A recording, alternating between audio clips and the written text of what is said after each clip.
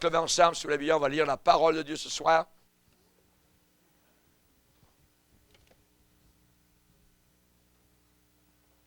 Alléluia. Nous lisons dans 1 Samuel, chapitre 2. 1 Samuel, chapitre 2, verset 1er, il est dit, Anne pria et dit, mon cœur se réjouit en l'Éternel. Ma force a été relevée par l'Éternel. Ma bouche s'est ouverte contre mes ennemis, car je me réjouis de ton secours. Nul n'est saint comme l'Éternel. Il n'y a point d'autre Dieu que toi. Il n'y a point de rocher comme notre Dieu. Ne parlez plus avec tant de hauteur, que l'arrogance ne sorte plus de votre bouche, car l'Éternel est un Dieu qui sait tout, et par lui sont pesées toutes les actions. L'arc des puissants est brisé, et les faibles ont la force pour ceinture. Ceux qui étaient rassasiés se louent pour du pain, et ceux qui étaient affamés se reposent. Même la stérile enfante 7 fois, et celle qui avait beaucoup d'enfants est flétrie. L'Éternel fait mourir, et il fait vivre. Il fait descendre au séjour des morts, et il en fait remonter. L'Éternel appauvrit et il enrichit. Il abaisse et il élève. De la poussière, il retire le pauvre. Du fumier, il relève l'indigent. Pour les faire asseoir avec les grands. Et il leur donne en partage un trône de grâce. Car à l'Éternel sont les colonnes de la terre. Et c'est sur elles qu'il a posé le monde. Il gardera les pas de ses bien-aimés. Mais les méchants seront anéantis dans les ténèbres, car l'homme ne triomphera point par la force. Les ennemis de l'Éternel trembleront. Du haut des cieux, il lancera sur eux son tonnerre. L'Éternel jugera les extrémités de la terre. Il donnera la puissance à son roi et il relèvera la force de son roi. Amen. Seigneur, nous sommes devant toi dans ces temps bien troublés et nous te bénissons pour la joie que nous avons d'entrer dans ta maison et dans tes parvis avec une véritable adoration qui monte d'un cœur pardonné, lavé par ton sang, sauvé par ta grâce. Te prions pour les frères et sœurs qui, au travers de la planète Terre, écoutent ta parole. Te demandons, Seigneur, que l'Église soit sur pied de guerre dans ces derniers jours, que nous puissions nous préparer à rencontrer ce Dieu de gloire. Nous te bénissons, Seigneur, car nous ne sommes que chair et sang, et nous ne sommes que poussière, et tu es éternel. Tu n'as eu aucun commencement, tu n'as débuté à aucun moment de l'histoire. Tu as toujours été d'éternité en éternité passée, et tu seras toujours d'éternité en éternité future. À toi appartient le règne, à toi appartient le sceptre de gloire, au nom de ton Fils bien-aimé qui a déchiré le temps et est descendu sur la planète Terre à partir des plaines de Bethléem. Nous te remercions, Seigneur, pour la venue de ton Fils qui maintenant, après avoir accompli sa mission, est retourné vers toi dans la gloire éternelle. Merci, Père. Envoie-le-nous, Père, bientôt. Nous voulons ce Fils bien-aimé. Nous voulons ton roi, Seigneur. Alléluia. Nous voulons aller avec lui, Seigneur, pour te voir sur ce trône de gloire. Au nom de Jésus. Amen. Et tout le peuple dit... Amen. Alléluia. Gloire à Dieu. On peut s'asseoir, frères et sœurs. Que Dieu soit glorifié. Que notre Dieu soit béni. Alléluia. Gloire au Seigneur. Que Dieu soit béni. Nous avons vu un peu ce matin, donc, Anne et les circonstances au travers desquelles elle a écrit ce psaume merveilleux, ce cantique de louange, d'adoration, qui est en même temps une prophétie. C'est pour laquelle nous avons intitulé ce message prière, mais aussi prophétie d'Anne. Et Anne, donc, dans sa joie, évidemment, d'avoir été répondue, d'avoir eu le contact avec le trône de gloire et d'avoir porté ce bébé qu'elle désirait tellement, eh bien, elle a eu Samuel, elle l'a appelé exaucé de Dieu. Exaucé de quel beau nom, amen. Alléluia. Si un jour vous avez un fils, vous pouvez l'appeler Samuel, amen, exaucé de Dieu. Vous avez le choix, évidemment. Mais donc, nous voyons que Anne a appelé son bébé Samuel. Et là, elle s'est jetée dans un élan de louange, dans une sorte de doxologie, dans une sorte d'adoration merveilleuse. Et elle a parlé de Dieu sous l'inspiration merveilleuse du Saint-Esprit. Mais en même temps, nous trouvons, lorsqu'elle est passée évidemment de cet état, je dirais, de solitude, de stérilité, à un état de fertilité, elle a loué le Seigneur. Et nous voyons au travers d'elle notre salut.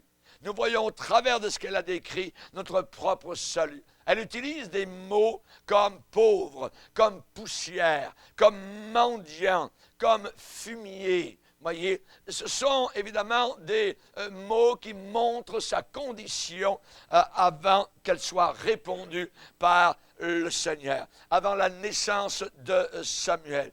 Dans ce temps-là, elle n'avait pas d'enfant, elle était méprisée, elle avait un désappointement terrible, elle était stérile, stérile, stérile. Et rappelez-vous, lorsque vous étiez auparavant sans Dieu, sans espérance dans le monde, pécheur, vous étiez vous aussi, ainsi que moi-même, stérile. Nous étions stériles. C'est-à-dire, il n'y avait pas de fruits à la gloire de Dieu. Nous portions, nous faisions ce que la Bible qualifie d'œuvres mortes. D'œuvres mortes. Mais on voit que pour une femme hébreu, eh bien cet état de ne pas avoir d'enfant, c'est comme si elle n'avait pas la faveur de Dieu sur sa vie. Et Pénina, elle, qui avait donc des fils et des filles, devait prendre évidemment toutes les occasions possibles pour reprocher à Anne sa condition de sans enfant. L'âme d'Anne était troublée et c'était une humiliation insupportable. La Bible emploie des expressions comme Pénina la mortifiait, sa rivale lui prodiguait les mortifications pour la porter à se mettre en colère de ce que l'Éternel l'avait rendue stérile. On voit que le diable travaille dans ce sens-là. Il veut que les hommes maudissent Dieu. Il désire que les hommes lèvent le poing vers Dieu, se mettent en colère vers Dieu. Et vous le voyez évidemment donc chaque jour autour de vous, en entendant le nom de Christ blasphémer, le nom de Dieu directement roulé dans la boue. Pourquoi? Parce que le diable désire, le diable hait notre Dieu. Il le hait, le sauveur du monde, qui l'a vaincu à la croix de Golgotha. Ce n'est pas Satan qui a vaincu Jésus à la croix du Calvaire, c'est Jésus qui a vaincu le diable à la croix de Golgotha. Alléluia! Merci Seigneur. Donc de telles images d'humiliation, évidemment, donc, nous parle de la dégradation de chaque pécheur, de chaque pécheur. Chaque pécheur est dégradé, chaque pécheur porte en lui la semence de mort, et, la dépravation, et évidemment on sait que toutes ces désolations sont écrites sur les cœurs de chaque pécheur. On sait que 1 Samuel chapitre 2, moi personnellement j'ai fait le rapport avec un autre chapitre 2 dans le Nouveau Testament. Dans le Nouveau Testament. Si vous lisez 1 Samuel chapitre 2, regardez ici, au verset 8, il est dit, « De la poussière, il retire le pauvre, du fumier, il relève l'indigent.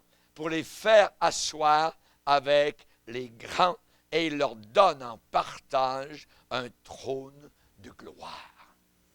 C'est notre salut. Regardez maintenant Éphésiens chapitre 2. Éphésiens chapitre 2. Nous avons là le correspondant de 1 Samuel chapitre 2. Ce que nous étions. Dans Éphésiens chapitre 2, vous étiez, nous étions, revient 6 fois. Éphésiens 2, verset 1er, vous étiez morts par vos offenses et par vos péchés dans lesquels vous marchiez autrefois. Verset 3, nous tous aussi, nous étions de leur nombre. Nous vivions autrefois selon les convoitises de notre chair. Un peu plus loin, nous étions par nature des enfants de colère comme les autres. Et ensuite, que j'aime, 3 points de suspension. Et le mot suivant, mais Dieu, qui est riche en miséricorde, à cause du grand amour dont il nous a aimés, nous qui étions morts par nos offenses, il nous a rendus à la vie avec Christ. Verset 6, il nous a ressuscités ensemble et nous a fait asseoir ensemble dans les lieux célestes en Jésus-Christ. Nous qui avions auparavant embrassé les tas de fumier, Dieu nous place maintenant sur des trônes de gloire. N'est-ce pas ce que Anne a déclaré dans 1 Samuel chapitre 2? Alléluia. À lui soit toute la gloire. Vous étiez, regardez un peu plus loin, verset 11, Éphésiens 2, 11. C'est pourquoi vous, autrefois, païens dans la chair. J'étais un païen. Voyez, même si on avait notre religion, on était des païens. Païens catholiques, païens protestants, tout ce que vous voulez, voyez, païens orthodoxes, païens juifs, nous étions des païens.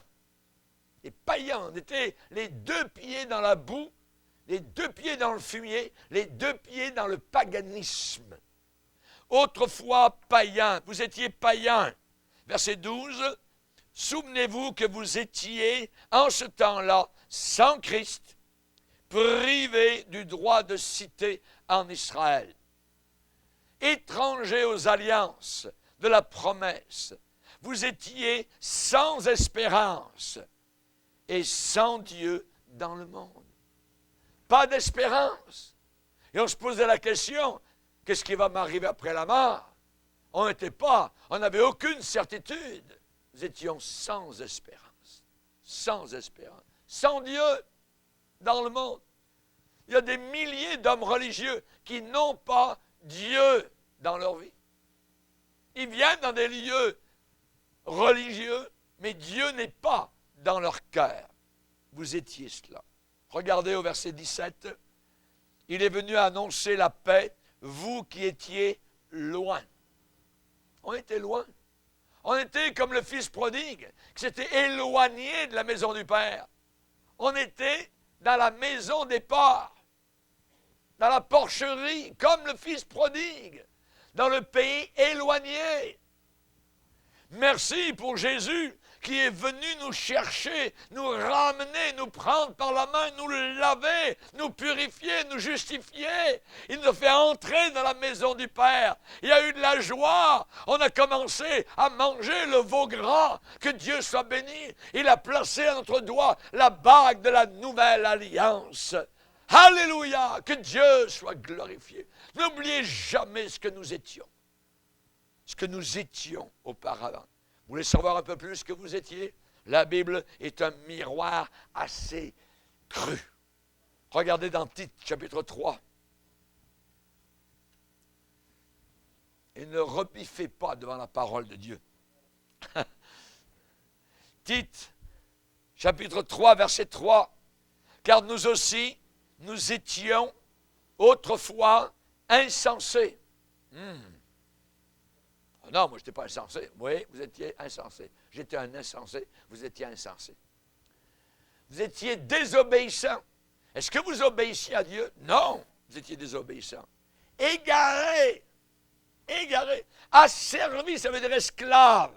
Asservis à toutes sortes, toute espèce de convoitise et de volupté. Vous viviez dans la méchanceté et dans l'envie, la jalousie, digne d'être haïs, et nous haïssons les uns les autres. Mais, et j'aime encore ce mais, alléluia, mais, alléluia, oh, gloire au Seigneur.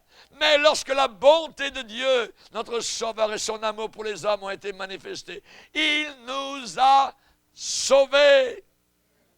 Il nous a sauvés, non pas à cause des œuvres de justice que nous aurions faites, mais selon sa miséricorde.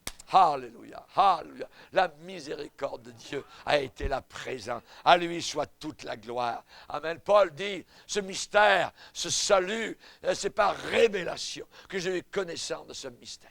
C'est par révélation. Jésus a parlé au Père, il a dit, Père, je te bénis, je te remercie, je suis dans la joie, parce que tu as caché ces choses aux sages et aux intelligents de ce monde, mais tu les as révélées aux enfants. Ce que vous vivez, vous chrétiens, qui êtes sauvés par le sang de Jésus, c'est une révélation merveilleuse que vous avez eue et dans laquelle maintenant vous marchez. Merci Seigneur. Gloire à Dieu, gloire au Seigneur. N'oubliez pas que la méchanceté sur terre est grande. Elle est grande exactement comme du temps de Noé. Vous l'avez dit dans Genèse 6, la méchanceté de l'homme était grande sur la terre et toutes les pensées de leur cœur se portaient chaque jour uniquement vers le mal. Le pécheur ne pense qu'au mal. Il est lié, il est asservi, il n'a aucune whatsoever, je dirais, manière de s'en sortir. Il est emprisonné dans son péché. Le diable tient dans l'esclavage. Le païen, il est insensé, il est désobéissant, il est égaré, il est esclave à toutes sortes d'espèces de convoitises. Le païen vit dans la méchanceté, il vit dans la jalousie, dans l'envie, et il est digne d'être haï, et il haït tout le monde. Que de personnes sont remplies de haine dans leur cœur. Dès qu'ils ouvrent la bouche, ça coule vers l'amertume. L'amertume. Ils en veulent à tout le monde, ils en veulent au ciel, ils en veulent à Dieu, ils en veulent à un tel, au gouvernement, ils en veulent à l'école, ils en veulent à tout le monde. La haine. C'est les païens. C'est les païens. Maintenant, tout cela pour nous, c'est changé. C'est changé. Pourquoi? Parce que la bonté de Dieu, notre Sauveur, et son amour pour nous a été manifesté. Il nous a sauvés. Alléluia. Vous êtes donc bien orgueilleux de dire que vous êtes sauvés, voyons, on ne sait pas, on le verra là-haut peut-être. Oui, eh bien tous les premiers chrétiens avaient la certitude d'aller au ciel.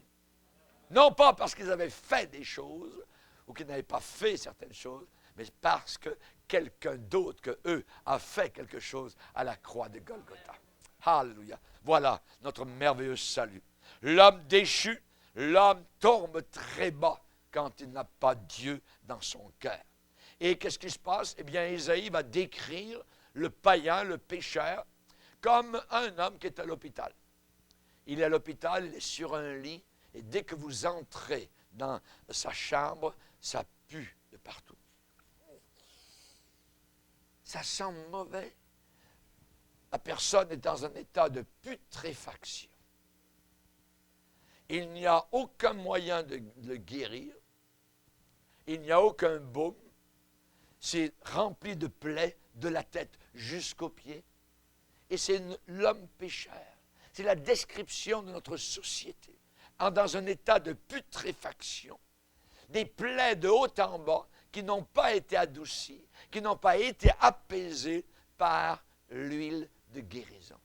Il n'y a pas d'huile de guérison ici-bas sur cette terre. Les psychologues n'ont pas d'huile de guérison. La religion n'a pas d'huile de guérison. Les catholiques n'ont pas d'huile de guérison. Les islamistes n'ont pas d'huile de guérison. Les bouddhistes n'ont pas. Je n'ai pas d'huile de guérison. C'est quelqu'un d'autre qui est venu d'en haut avec un vase d'huile pour guérir, pardonner, sauver. je pardonne tes péchés, lève-toi et marche, va te montrer au sacrificateur et tu seras guéri de ta lèpre. Alléluia! Jésus-Christ a marché sur la planète Terre. Il est venu et il a marché sur les vagues. Il a arrêté les éléments déchaînés. Il a parlé au vent. Il est le Créateur. Les démons fuient devant lui, avaient peur de lui. Une parole de sa part. Et voilà que les tombeaux donnaient leur mort vivant. Alléluia! Oh, gloire au Seigneur! Que Dieu soit glorifié. Le cœur de l'homme sur la terre est tortueux. Et tortueux et trompeur. Il est désespérément méchant. Jérémie 17. Rien n'est plus trompeur que le cœur de l'homme.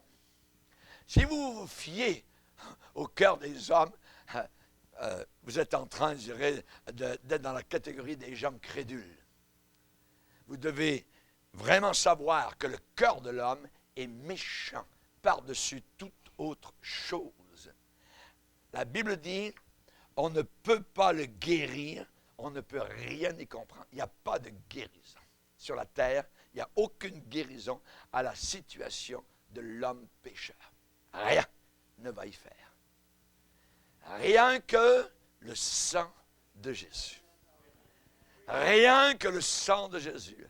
Je ne veux que le sang de Jésus. Le sang qui a coulé, le sang vermeil de ses plaies, c'est le seul médicament, qui fait passer quelqu'un du noir au blanc. Il faut que le rouge sang de Jésus-Christ coule sur son cœur, son âme, sa vie et ses pensées. Le sang de Jésus nous purifie de tout péché. Le salut est décrit dans 1 Samuel chapitre 2. Il élève, Dieu élève, et de la poussière, il retire le pauvre. Du fumier, il relève l'indigent. L'apôtre Paul était un homme universitaire, intelligent, une tête brillante.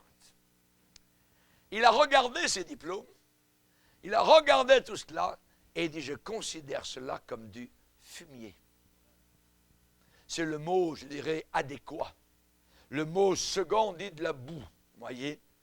Mais le vrai mot, c'est ça, exactement ce que Anne déclare. Il retire le pauvre du tas de fumier. Et les gens courent après le fumier. Dans ce monde, ils veulent le diplôme. Ils veulent le diplôme ici. Ils pensent que plus ils en auront, plus ça va aller. À quoi cela va-t-il servir de gagner le monde entier si la personne perd son âme? Gagner, perdre. Gagner le monde pour perdre son âme. Ça aura servi absolument à rien du tout. Chers amis, Anne, la mère de Samuel, a chanté un hymne merveilleux à la louange du Seigneur. Et elle le perçoit. Elle perçoit Dieu. Elle comprend Dieu. Pourquoi? Parce qu'elle se réjouit. La première chose, elle se réjouit de son salut. Elle a estimé de façon correcte le caractère de Dieu. Et elle va dire dans 1 Samuel chapitre 2, et son premier verset de son cantique, « Mon âme se réjouit en l'Éternel. Ma force a été relevée par l'Éternel. Je me réjouis de ton secours. » Quelqu'un qui n'est jamais joyeux, on peut se poser la question, est-ce qu'il est sauvé? Est-ce qu'il est sauvé? Est-ce qu'elle est sauvée?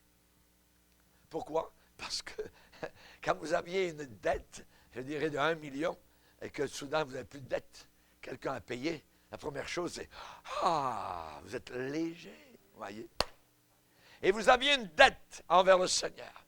Tous vos péchés. Depuis que vous êtes né, vous avez commis des millions et des milliards de péchés. Et soudain, Jésus-Christ vous pardonne tout cela. Il balaye cela d'un seul coup. Qu'est-ce qui vient dans votre cœur? La joie. La joie. Tous les chrétiens autour de la terre sont joyeux. Parfois, ils n'ont même pas de maison.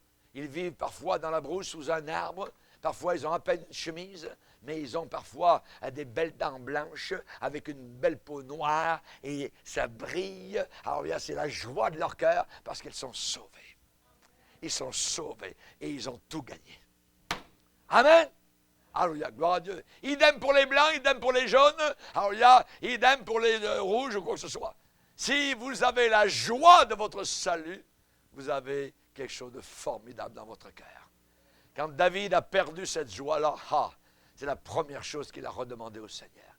Le péché qui se faufile comme un serpent vous enlèvera cette joie-là. Et c'est la raison pour laquelle il y a beaucoup de chrétiens tristes. Et vous allez parfois dans des milieux, dans des églises, où il semble que tous les chrétiens sont tristes. Ils vivent dans le péché. Ils vivent dans la rébellion de Dieu.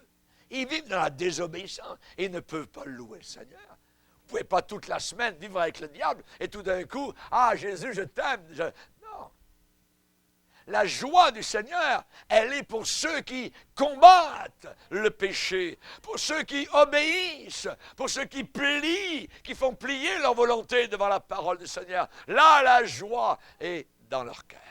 Dans leur cœur. Elle se réjouit. La première chose, elle se réjouit. Vous savez, dans Ésaïe 45, on va prendre ce passage, c'est trop merveilleux. Ésaïe 45. Ésaïe chapitre 45. Moi, je donne des titres parfois dans ma Bible à certains passages, et moi, je l'ai intitulé, Ésaïe 45, « Pas d'autre ». Pas d'autre. Vous allez comprendre. Regardez verset 5.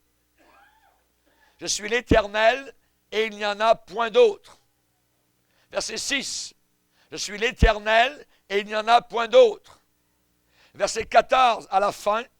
C'est auprès de toi seulement que se trouve Dieu, et il n'y en a point d'autre, il n'y a point d'autre Dieu que lui. Verset 18, à la fin de ce verset, je suis l'Éternel, et il n'y en a point d'autre.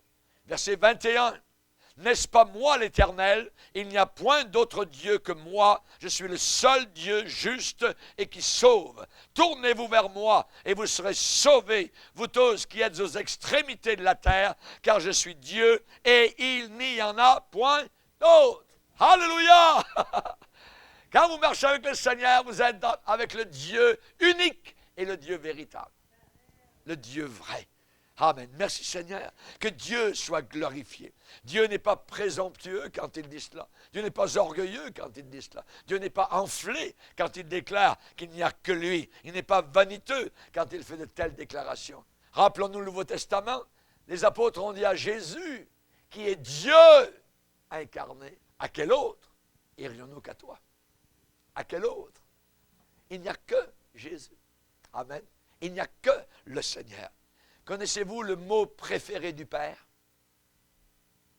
Le mot préféré du Père Céleste. Je vais vous le donner. Aimer. Amour. Le Père Céleste est un Dieu d'amour. Car Dieu a tellement aimé. C'est son mot. Quel est le mot qui convient, un seul mot pour Jésus-Christ? C'est croire. Croire en Jésus-Christ. Celui qui croira sera sauvé. Dieu a tellement aimé le monde qu'il a donné son Fils unique afin que quiconque croit en lui. Connaissez-vous le mot unique, un seul mot pour le Saint-Esprit? Je viens de le dire. Je viens déjà de le dire. Non. Saint. Saint. Saint-Esprit. Sainteté.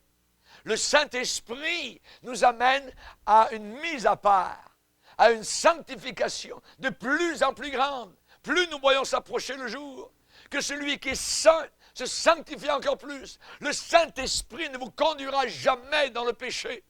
Il vous conduira toujours dans la vérité, plus proche de Jésus. Il vous parlera toujours de Jésus. Comme le serviteur parlait pendant le voyage à Rebecca.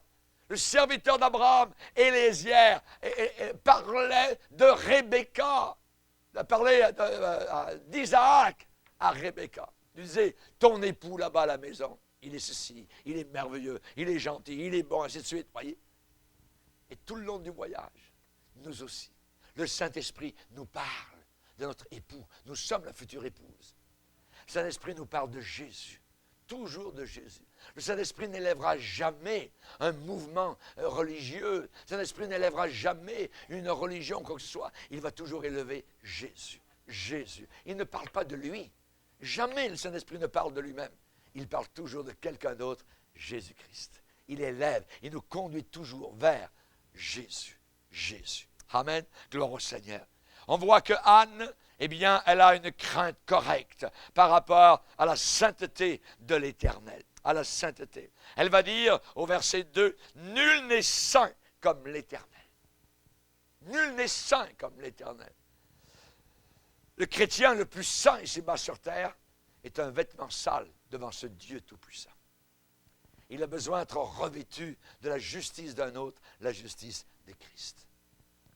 Quand Ésaïe était transporté dans la gloire et qu'il a vu le trône sur lequel Jésus-Christ était assis, puisque le Nouveau Testament nous dit que Ésaïe a vu Jésus, les anges criaient, n'arrêtez pas de dire « Saint, Saint, Saint est l'Éternel des armées ». La sainteté. Ils se couvraient les pieds devant la sainteté fulgurante. Voyez, nul n'est saint comme Dieu. Nul n'est saint comme le Seigneur. Quand Jean, dans l'Apocalypse, a été enlevé là-haut, lui aussi a vu un trône, le trône de la gloire. Et il a pu dire, je vis celui qui était assis sur le trône, un arc-en-ciel, environné le trône de la gloire. Et sous mes pieds, c'était une mer transparente. Il n'y a rien de caché là-haut dans la gloire éternelle. Tout est transparent devant ce Dieu de gloire, ce Dieu merveilleux. Et le mot trône revient très souvent dans Apocalypse chapitre 4. Regardez, Apocalypse chapitre 4, le verset 2. « Je fus ravi en esprit, et voici, il y avait un trône dans le ciel. Sur ce trône, quelqu'un était assis. Celui qui était assis avait l'aspect d'une pierre de jaspe et de sardoine, et le trône était environné d'un arc-en-ciel semblable à de l'émeraude. Autour du trône, après, sur ces trônes, verset 5, du trône sortent des éclairs, des voix et des tonnerres. Imaginez. Devant le trône, verset 6, un peu, au milieu du trône, autour du trône, verset 9, celui qui est assis sur le trône, verset 10, les 24 vieillards se prosternent devant celui qui est assis sur le trône. Ils jettent leur couronne devant le trône. Vas-tu être devant le trône? Amen. Gloire au Seigneur. Envisagez déjà. Amen. Gloire au Seigneur. Je ne crois pas à la fausse doctrine de la visualisation. Mais je veux déjà visualiser dans ma tête ma présence là-haut devant ce trône de gloire. Amen. Être là pour adorer le Seigneur, pour le bénir, pour le glorifier, pour l'aimer et jeter ma couronne à ses pieds. Nul n'est saint comme l'Éternel. Nul n'est saint comme le Seigneur. Qui est comme toi parmi les dieux? Quand vous venez de voir une mer entière s'ouvrir sous vos regards, et quand vous venez de la voir se fermer sous vos regards, et que maintenant, ce sont les cordes des Égyptiens qui flottent sur l'eau avec les chars, vous chantez comme Moïse l'a fait. Vous prenez votre cymbale comme la sœur de Moïse a pu le faire. Et qu'est-ce qu'ils ont chanté? Qui est comme toi parmi les dieux éternels? Amen. Qui est comme toi? Un Dieu merveilleux et puissant, capable d'ouvrir une mer, de sauver ses enfants et de refermer la mer sur les ennemis. Merci Jésus. Avant que cela n'arrive, le Seigneur a dit, regardez-les bien, car vous ne les verrez plus. C'est écrit, regardez-les bien, vous ne les verrez plus. Gloire au Seigneur. Regardez bien ceux qui vous entourent. Ces païens qui se moquent de Dieu, qui lèvent le poing vers le Seigneur, qui passent des lois iniques. Regardez-les bien, car bientôt vous ne les reverrez plus à jamais pour toute l'éternité. Dieu est le refuge de Anne et sa force.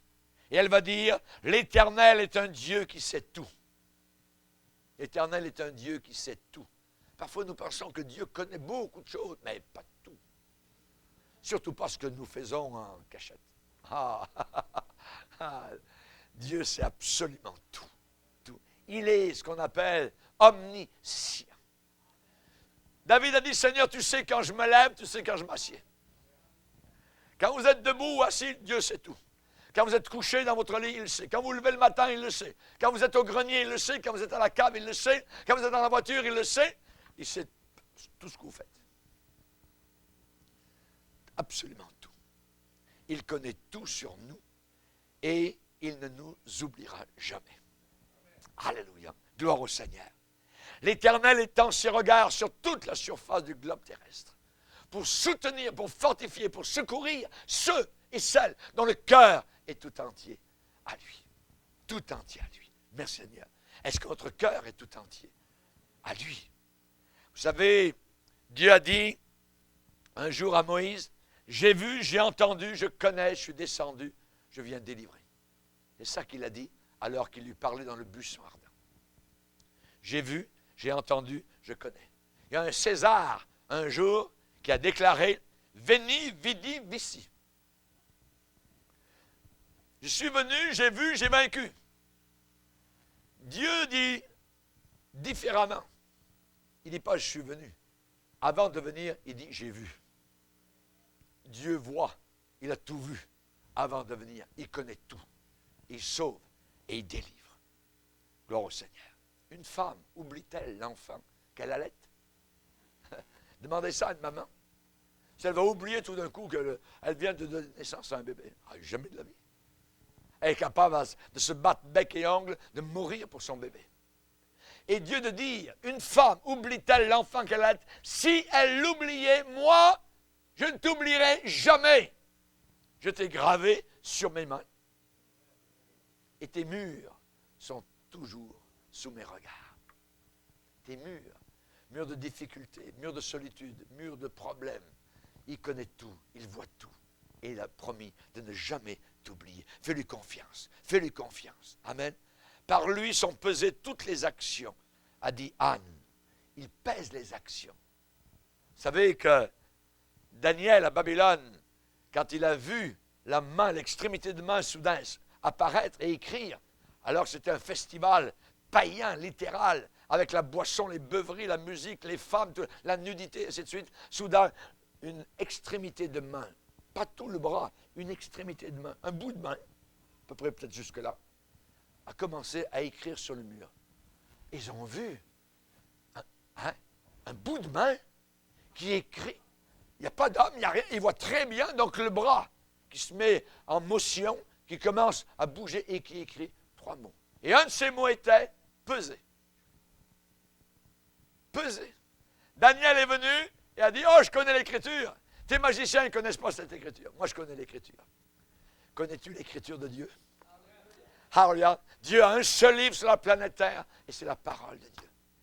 Et un des mots a dit, peser. Dieu t'a pesé dans les balances quand il a regardé ce roi playboy et il lui dit, Dieu t'a pesé dans les balances et tu as été trouvé léger. Et cette nuit même, cet homme est descendu au fond de l'enfer. Chers amis, par lui sont pesées toutes les actions. On se rappelle comment, aux 7 églises, il y a un mot qui revient régulièrement à toutes les églises, je connais. Je connais ta situation. Je sais que tu n'es ni froid ni bouillant. Je sais où tu habites. Je connais ta tribulation. Je sais, il connaît tout, Seigneur. Dans toutes ces églises, il sait exactement au point où nous sommes rendus. Il sait si l'église est rétrograde. Il sait si l'église est apostate. Il sait si l'église est vaillante. Il sait si l'église est militante. Il sait si l'église est petite, mais garde sa parole. Il a dit à Philadelphie, je sais que tu gardes ma parole. Et parce que tu as gardé ma parole, je te garderai aussi. Alléluia. Merci Seigneur. J'aimerais vous dire que Dieu a promis de nous garder. Anne a dit, il retire le pauvre, il relève l'indigent pour les faire asseoir avec les grands et il leur donne en partage un trône de gloire en héritage. Imaginez, nous les pécheurs de la terre, nous allons nous retrouver dans la gloire éternelle avec à nos côtés Jésus, assis sur un trône comme Joseph en Égypte était assis sur le trône de l'Égypte. C'est pas possible. Ben, relisez votre Bible. Lisez avec moi, par exemple, Apocalypse. Apocalypse chapitre 3, verset 21. Apocalypse 3, verset 21. Celui qui vaincra, je le ferai asseoir avec moi sur mon trône. Hein? Vous allez être assis, Église de Dieu, sur le trône de Dieu. Rendez-vous compte? Sur mon trône, comme moi j'ai vaincu et me suis assis avec mon Père sur son trône. Christ va être heureux avec son épouse, son Église pour l'éternité. Comment ça va se passer? La Bible est claire, je serai assis avec lui sur son trône. Alléluia. Je crois cette parole-là exactement autant que Jean 3,16, Dieu a tant aimé le monde qu'il a donné son Fils. Celui qui vaincra, je le ferai asseoir avec moi sur mon trône. Et dans Éphésiens 2, il est dit que nous sommes assis avec Christ dans les lieux célestes. Voilà notre position. Assis avec Christ dans les lieux célestes. Merci Seigneur. Le chrétien a été élevé, exalté à une position merveilleuse et supérieure. Alléluia. Nous sommes lavés dans le sang de Jésus-Christ. Gloire au Seigneur. Et ensuite, Anne va dire, il gardera les pas de ses bien-aimés. Je m'en rappelle toujours quand je suis arrivé au Canada, il y a plus de 40 ans. C'est un des versets, nous étions à l'école biblique, c'était l'automne, au mois de novembre, je me rappelle la première bordée de neige, canadienne, j'arrivais du Pacifique Sud, un climat hawaïen, donc en Nouvelle-Calédonie, et là j'arrive au mois de novembre avec la grosse bordée de neige, 1 mètre de neige, et nous étions en train d'étudier justement le livre de Samuel. Et je me rappelle très bien, je me demandais si je resterais dans ce pays. Alors j'avais une barbe encore, j'avais encore ma barbe de marin, je ne l'avais pas encore tout à fait ôtée. Et il commençait à y avoir des grelots donc sur la barbe. J'ai dit, mais quelle sorte de... Je ne pourrais pas rester dans ce pays-là, c'est trop froid, voyez. Et il y a le verset que nous étions en train d'étudier dans le Samuel et qui m'a frappé, m'a percuté. Il gardera les pas de ses bien-aimés. Et je peux vous dire que Dieu garde, au travers des années, au travers des décennies, les pas de tous ses bien-aimés. Si je veux être gardé, je serai gardé. Alléluia. Et vous serez en plein dans le centre de la volonté de Dieu. Cette volonté de Dieu n'est pas la volonté de Dieu pour quelqu'un d'autre, mais la volonté de Dieu pour vous, c'est de savoir que vous êtes gardés. Les pas de ses bien-aimés sont gardés. Merci Seigneur. Il gardera les pas de ses bien-aimés. Merci Seigneur. Merci Seigneur. Celui qui préserve ses enfants, c'est celui dont il est écrit à l'Éternel sont les colonnes de la terre. Alléluia. C'est sur elles qu'il a posé le monde. Où sont ces colonnes? Je ne sais pas, mais il semble que la terre est assez solide, voyez, et pourtant nous sommes dans le vide. Nous roulons dans le vide, voyez. Imaginez à une vitesse vertigineuse d'environ 1600 km à l'heure. Et pourtant, tout est tranquille. Le matin, on se lève, les petits oiseaux chantent, tout ça. C'est magnifique. Et nous sommes en train de rouler à une vitesse vertigineuse. Comment ça se fait? Pourquoi là-bas en dessous, ils ne sont pas en train de tomber? Voyez? J'ai essayé de courir après les extrémités du monde, c'est toujours plat. Voyez? Et pourtant, si on prend une photo, si on sort, voyez, de la planète Terre, on voit très bien qu'elle est ronde. Comment ça se fait? Dieu soutient toutes choses par sa parole puissante. Alléluia. Et il soutient ta vie. S'il est capable de te soutenir, alléluia, il est capable de soutenir le monde entier. Amen. Alléluia. Il soutient toutes choses par sa parole puissante. Chers amis, et Anne termine en disant, les ennemis de l'Éternel trembleront. Les ennemis de l'Éternel trembleront. Ça veut dire, les adversaires de Dieu seront écrasés. Écrasés. Anne pensait sans doute à la délivrance que Dieu leur accorderait à Israël, le jour peut-être plus tard, au jour de Samuel son fils, au jour plus tard peut-être de quelqu'un d'autre comme David, voyez. Et c'est arrivé dans une bataille particulière à Ebenezer, où on voit que Dieu a donné la victoire sur les Philistins à coups de tonnerre. Les grêlons sont tombés sur les Philistins et ils ont pris la fuite. Et ça a été la paix pendant des années. Les Philistins ont dit, très bien. Tonnerre. Vous avez déjà entendu des coups de tonnerre? Oui. Vous ne voulez pas vous trouver à l'endroit où le tonnerre, évidemment, et toute la maison branle. Voyez. Ici au Québec, on a eu des pionniers. Et vous savez que l'Église catholique romaine a combattu à mort les chrétiens. Ici au Québec. Et quand j'étais étudiant à l'école biblique, j'ai passé un été dans le nord du Québec, où un pasteur et sa chère épouse m'ont demandé, j'étais garçon, et j'avais du temps, et ils m'ont demandé si je voulais passer l'été avec eux à Saint-Nétaire, dans la BTB. J'ai fait du porte-à-porte tout l'été, et il n'y a pas une seule personne qui a voulu entendre parler du Seigneur. Saint-Nétaire était un bloc, je dirais, religieux, froid, avec des rues froides. Voyez, les gens ne voulaient rien savoir. J'ai parlé aux gens, tous les matins, je faisais un peu du porte-à-porte, j'allais leur parler du Seigneur. Est-ce que vous voulez, oui, votre éternité. Oh, oui, savoir. On est catholique. Okay. Et à peu près pendant tout cela, tout l'été. Un jour, il y avait, l'école avait recommencé, et il y avait des enfants à l'aréna. Ah, j'ai dit, tiens, je vais aller parler aux enfants. Et les autres, ils ne vont rien savoir. Et quelqu'un a appelé la police. Et soudain, je me suis retrouvé dans un char de police, amené à la prison de Saint-Nétaire. Et la porte de fer s'est fermée sur moi. Ouais, bel accueil. Donc, on voit qu'il y avait une opposition terrible. Mais il y avait une petite église qui était là, l'église pentecôtiste. Et avant que je n'arrive, le pasteur sur place m'a raconté l'histoire. Qu'ils avaient vécu des choses terribles dans cette ville-là, où c'était tellement dur d'annoncer l'Évangile. Il m'a raconté. Et c'était le pasteur Daigneault, qui était le pasteur à cette époque-là.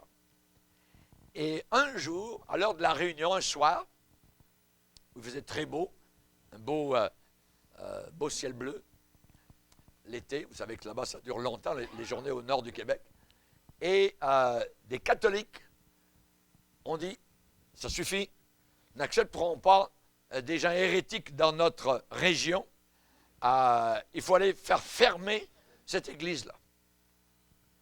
Ils sont venus en groupe, tumultueux. La réunion venait juste de commencer.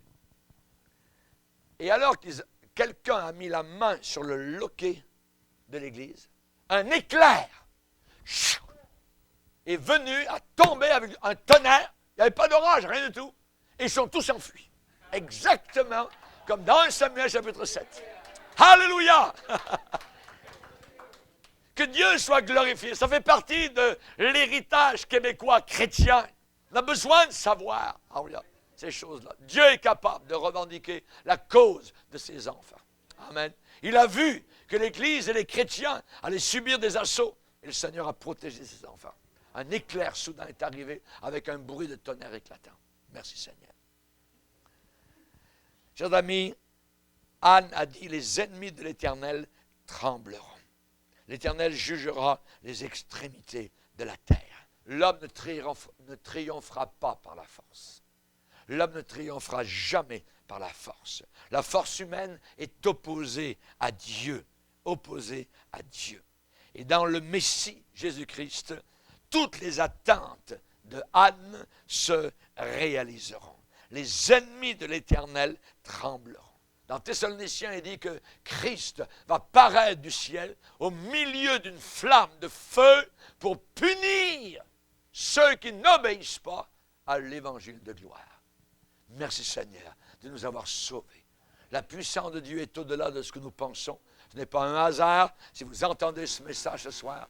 Vous avez été sélectionnés, je ne sais pas pourquoi ni comment, par le Seigneur de gloire qui connaît tout, et il prendra soin de chacun d'entre nous. Relisez à la maison le cantique de Anne. Il est formidable, c'est un soutien dans les jours dans lesquels nous sommes. Amen. Et tout le peuple dit Amen. On va se lever ensemble, frères et sœurs. Alléluia. Merci Seigneur.